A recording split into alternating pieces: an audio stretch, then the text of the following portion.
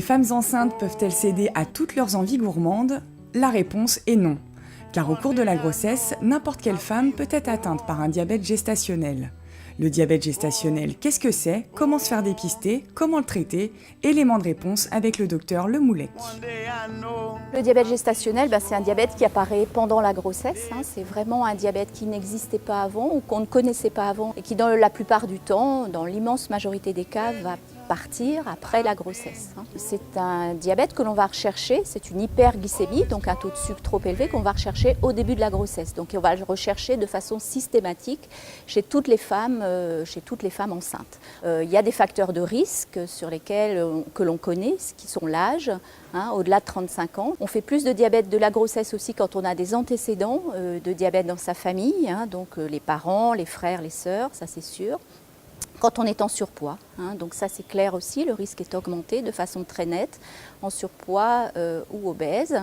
Et quand on a déjà fait un diabète gestationnel ou qu'on a donné naissance à un enfant qui pesait plus de 4 kg à la naissance, c'est vrai que parfois on n'a pas forcément en tête le diagnostic de diabète gestationnel. Ceci dit, toutes les femmes qui font un diabète gestationnel n'ont pas ce facteur de risque. Il y a à peu près une femme sur 5 qui fait un diabète gestationnel qui n'a pas de facteur de risque. Donc c'est pour ça qu'on fait en fait une recherche systématiquement chez toutes les femmes enceintes.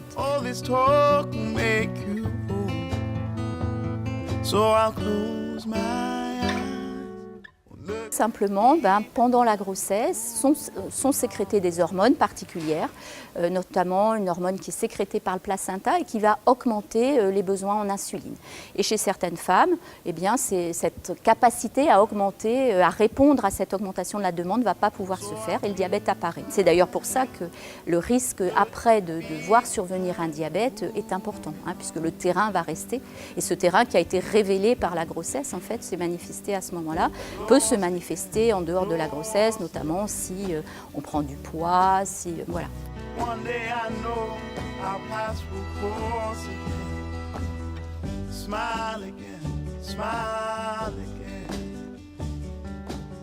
Il y a deux moments clés, à la fois le début de grossesse, donc ça c'est très important, ça fait partie du bilan du début de grossesse, il y a d'autres examens mais celui-ci en fait partie, et puis l'hyperglycémie par voie orale, le test de charge en glucose si la glycémie à jeun était normale vers le 6e mois à ce moment-là.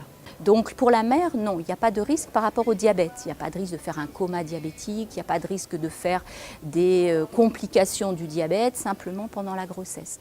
On sait par contre que pour l'enfant, le risque est de faire essentiellement des enfants qui sont trop gros, c'est ce qu'on appelle des enfants macrosomes ou des bébés macrosomes, c'est-à-dire qu'ils sont de très forte corpulence avec notamment un abdomen qui va être un petit peu gros. Donc ça peut impliquer des difficultés pour l'accouchement, des difficultés mécaniques de passage simplement. Donc ça c'est une difficulté. Et puis il y a des bébés un petit peu plus fragiles malgré tout à la naissance avec un petit risque de problèmes respiratoires qui sont augmentés et puis un risque un petit peu augmenté de prématurité aussi, donc de bébés qui va naître un petit peu plus tôt. Ce qu'il faut savoir c'est que si le diabète est pris en charge pendant la grossesse, ce surrisque, ces risques disparaissent et on est à l'équivalence d'une grossesse normale.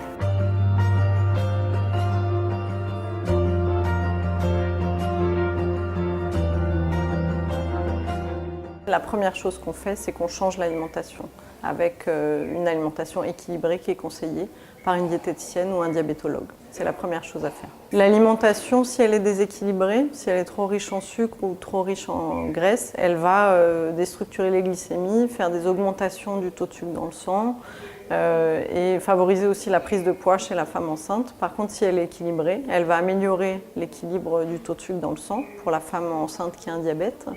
Et elle va améliorer aussi une éventuelle prise de poids trop importante. Alors principalement, c'est important d'avoir 3 repas par jour, un petit déjeuner complet, un repas de midi complet, un repas du soir complet. Et si la jeune femme enceinte a faim entre les repas, ça peut être possible de prendre une collation de type un yaourt nature ou un bol de lait sans sucre par exemple. Dans le curry, on va rajouter du chouchou ou des breads. Et les fruits, on va essayer de les avoir au moment des repas, avec des fruits de saison, un bout de papaye ou un bout de n'importe quel fruit, une pomme, une poire, quelque chose comme ça, qui serait à consommer, en limitant un petit peu la pastèque et la banane bien mieux. Ici à Saint-Pierre, tous les vendredis après-midi, on fait un atelier de groupe avec les femmes enceintes qui présentent un diabète gestationnel, Pour expliquer, donc d'abord il y a l'infirmière et le médecin qui voient tout au niveau de la surveillance, des traitements, en plus de l'alimentation, si l'alimentation n'a pas suffi. Et au niveau alimentaire, on essaye de repérer ce qui est en trop dans l'alimentation qu'on pourrait réduire et de repérer ce qui manque. Et c'est souvent ça, notamment les fruits et légumes.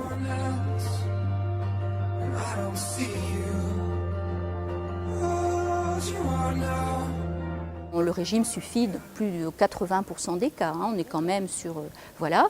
Mais dans la frange qui n'est pas contrôlée par le régime, en fait, à ce moment-là, on met de l'insuline. On n'utilise pas les comprimés qu'on utilise pour le diabète en dehors de la grossesse, on utilise simplement l'insuline pendant la grossesse, donc les injections d'insuline.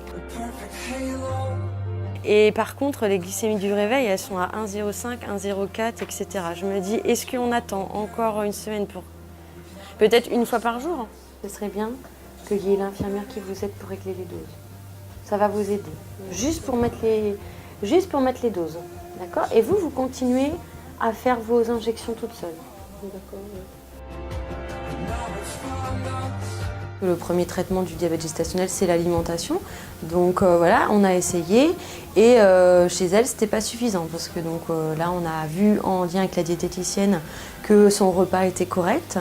Mais malgré un repas bien équilibré, etc., elle n'arrive quand même pas à réguler ses glycémies. Donc dans ces cas-là, on lui ajoute un petit peu d'insuline jusqu'à la fin de sa grossesse.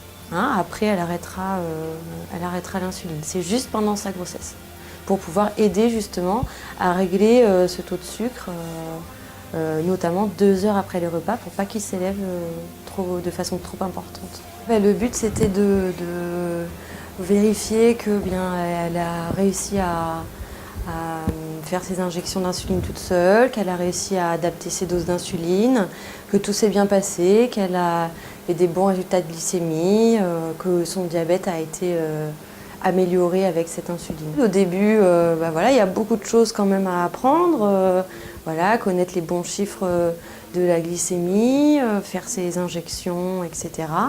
Donc c'est faisable, tout le monde peut y arriver, il suffit juste d'apprendre à le faire et puis de se lancer. On les suit régulièrement quand c'est un petit peu plus difficile, on les suit toutes les semaines, au moins au début. Et puis après, quand ça se passe mieux, on espace les rendez-vous au fur et à mesure. Le diabète gestationnel peut être parfois compliqué à gérer seul. C'est pourquoi les futures mamans peuvent se rapprocher d'un des 2 centres de diabétologie des CHU.